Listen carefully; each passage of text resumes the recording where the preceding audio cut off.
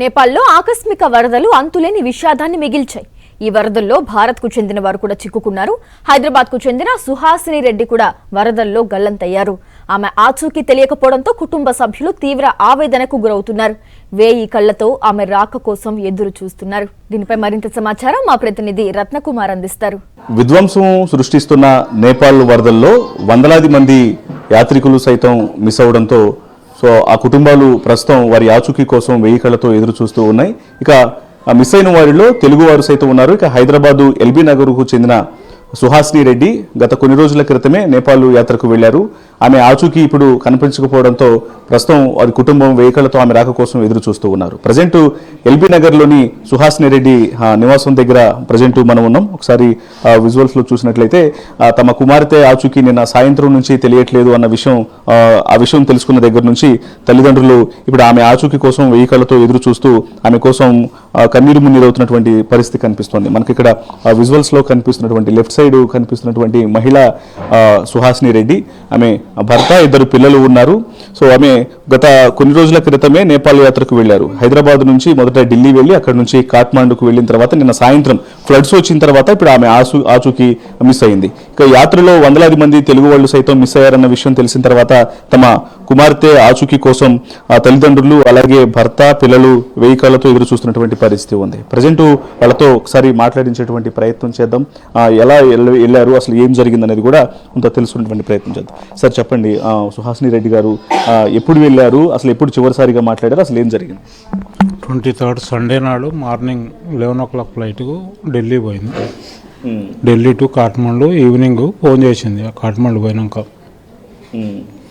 Last మంగళవారం నాడు సాయంత్రం 7 o'clock ఫోన్ చేసి మాట్లాడింది అంతే. ఇంకా లాస్ట్ 25th రోజు ఈవినింగ్.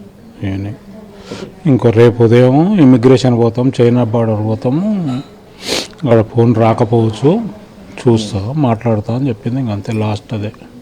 మొత్తం అంటే ఇంట్లో ఎన్ని రోజుల పాటు టూర్ అని చెప్పారు, చివరిగా ఎక్కడికి వెళ్తామని తెలియజేశారు? లాస్ట్ మానవ సరోవరం నుంచి మళ్ళీ 5th రిటర్న్. ఓకే, ఇక్కడికి హైదరాబాద్కు 5th రిటర్న్ అవుతుంది. 5th నాడు మార్నింగ్. సో ఆమె మిస్ అయిన తర్వాత, ఆమె ఆచూకీ చివరిసారిగా మాట్లాడిన తర్వాత వరదలు వచ్చాయి. సో దీనికి సంబంధించి ట్రావెల్స్ వాళ్ళతో కావచ్చు, లేకపోతే అక్కడ ఉన్నటువంటి ప్రతినిధులు ఎవరితో అనుకుని మీరు కాంటాక్ట్ అవ్వడం జరిగిందా? వాళ్ళు ఏం చెప్తున్నారు? కాంటాక్ట్ అవటం జరిగింది. అది మా అబ్బాయి కూడా న్యూజిలాండ్ నుంచి, అక్కడి నుంచి న్యూజిలాండ్ ఎంబసీ నుంచి వాళ్ళతోటి పేకప్ చేస్తుండు. ఇప్పుడే just 2 hours before risk operation start అయినాయి. వీళ్ళుండే హోటల్ ప్లేసు ఆ సరౌండింగ్స్లో ఒక 120 మెంబర్స్ను రిస్క్ కాఠ్మండూకు షిఫ్ట్ చేశారు. ఇంకా చేస్తారు. ఇంకా వాళ్ళు ఎవరు పర్టికులర్స్, వాళ్ళ పర్టికులర్ ఎవరిని లిఫ్ట్ చేశారు అనేది ఇంకా పర్టికులర్స్ రాలేదు. అది 1-2 hours రావచ్చు అని.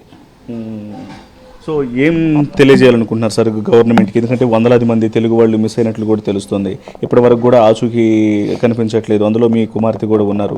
ఏం చెప్పాలనుకుంటున్నారు ప్రభుత్వానికి కావచ్చు, లేకపోతే అధికారులకు కావచ్చు? కొంచెం జల్దీ మా అమ్మాయిని ట్రేస్ చేయగలిగితే ఆచూకీ. సో మదర్ ఉన్నారు, మదర్తో మాట్లాడిద్దాము, ఒకసారి అడిగి తెలుసుకుందాం. అమ్మ చెప్పండి, చివరిసారిగా ఎప్పుడు మాట్లాడారు, ఏం చెప్తారమ్మా? అదే మంగళవారం 25th మంగళవారం సాయంత్రం 7:30కి మాట్లాడింది. మాట్లాడి రేపు పొద్దున్న వెళ్తాం మేము అక్కడి నుంచి, ఇప్పుడు ఇక్కడైనా స్టే అని చెప్పింది. రేపు పొద్దున అక్కడి నుంచి వెళ్ళిపోతామని చెప్పింది.